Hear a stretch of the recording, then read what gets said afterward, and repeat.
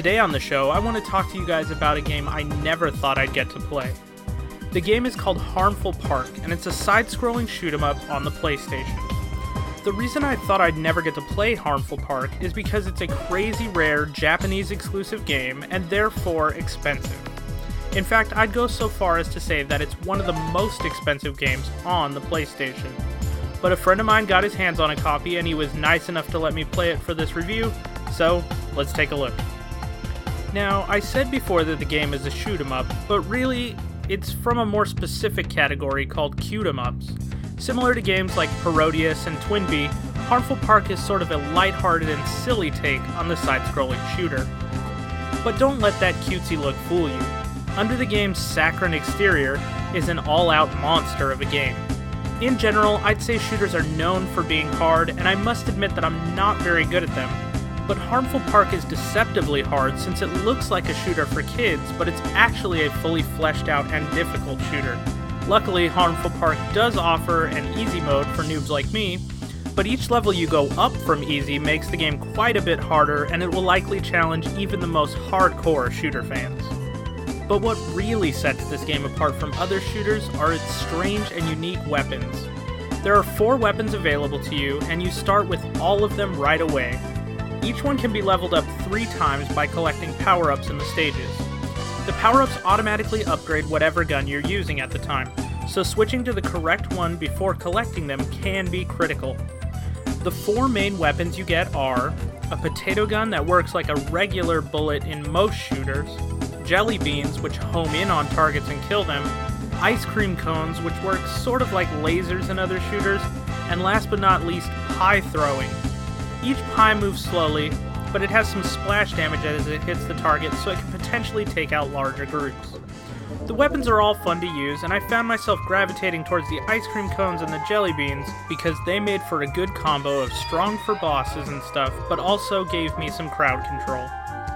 The game also includes another shooter staple in the form of special moves, but unlike most shooters that just make these pickups a screen-clearing bomb or something like that, Harmful Park makes it so that the special effects are determined by which weapon you're using.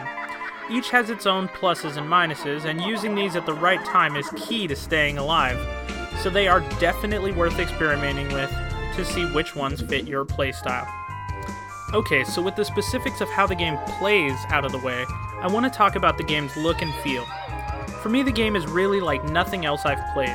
It has amazingly detailed 2D sprites and silky smooth scrolling that I hope is translated well in this video once it's been compressed and everything. The music, however, was sort of a mixed bag for me.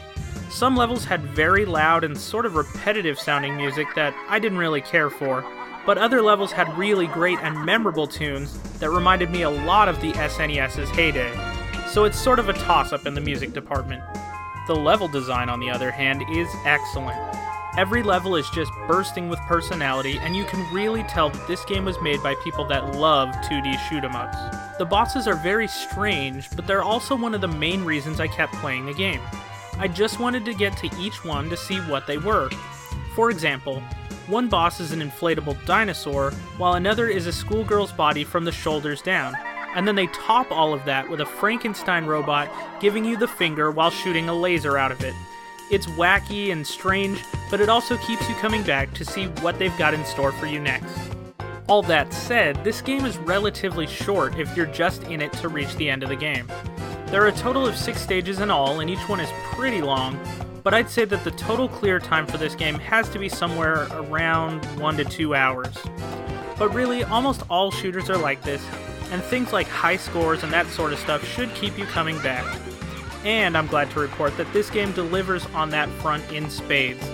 Not only does Harmful Park have a deep and fun scoring system, but it also has a special score attack mode, which takes place in its own separate stage and racks up the difficulty to keep you playing for hours. The last thing that I want to mention is that since this game is in Japanese, I really have no idea what's going on in the story. From what I can tell from the intro, some guy has taken over a theme park or something and tried to use it for evil. Yeah, I don't know. Your guess is as good as mine. Between each stage, there are little animated sequences that help flesh out the story, but since they're totally in Japanese and don't seem to make much sense, I could never really get anything from them. However, I do think it's pretty safe to say that shooters don't really rest on their narrative, so I enjoyed the game quite a bit despite missing its story almost completely. In the end, I think Harmful Park is probably the best shooter I've ever played. Now, to be fair, I don't play all that many of them, but there is something about this game that's really fun even if you're not a big shooter fan, and it's hard to put my finger on what that X factor is. I mean, it controls like all good shooters do, the gameplay in general is similar too, but there's just something about the setting and the art that set this game apart for me. I had a really great time playing it, and I would love to recommend it to all of you, but with its $100+ price tag and super limited availability, that's kinda hard for me to do. That said, if you are lucky enough to find it somewhere for a decent price, I highly suggest that you give it a shot. That's all I've got for this episode. I hope you enjoyed it, and I'll see you next time.